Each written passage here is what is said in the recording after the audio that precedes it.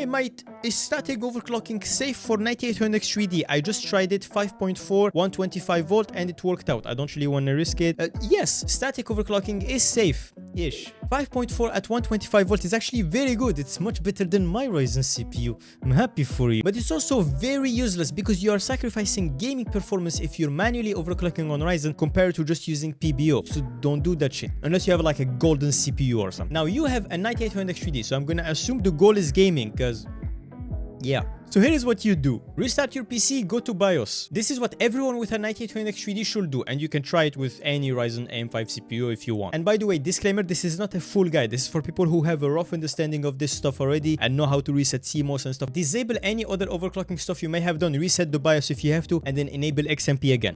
Expo. Next, go to Advanced and find AMD Overclocking. Enter, accept this without reading like a chat. Find Precision Boost Overdrive. Go in there. Set it to Advanced.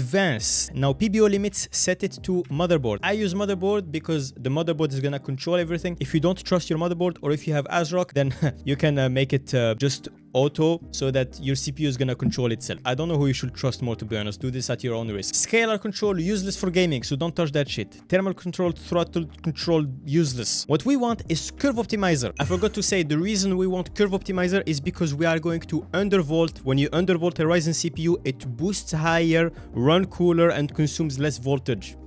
Set it to all core negative, find your number. For me, 40 works. For you, it might be 15, 25, 30, 35, 40. You will need to do some trial and error. Try something, 15 for example, go to Windows, do Cinebench. If it passes, come back to BIOS, make it 20, try again, or 25. Go back to Windows. If it passes, increase it. If it crashes, lower it, and then you will find your value. If your goal is the best possible temperatures, you can stop here. You're done. Congratulations, you have successfully undervolted your Ryzen CPU. If you want the best clock speeds, after you found your good curve optimizer all cores number, you come back here and we go to CPU boost clock override. You make it enabled positive and you set it to 200 is the maximum anyway. It's possible that you need to adjust your curve optimizer value after doing this, and it's possible that your CPU can only do plus 100 or plus 150. You're gonna have to try. If you get a crash, come back to BIOS and lower it. If you can't come back to BIOS, reset your CMOS. And by the way, core clock boost override doesn't work on Ryzen 7000 X3D CPUs because they are locked. You can't overclock them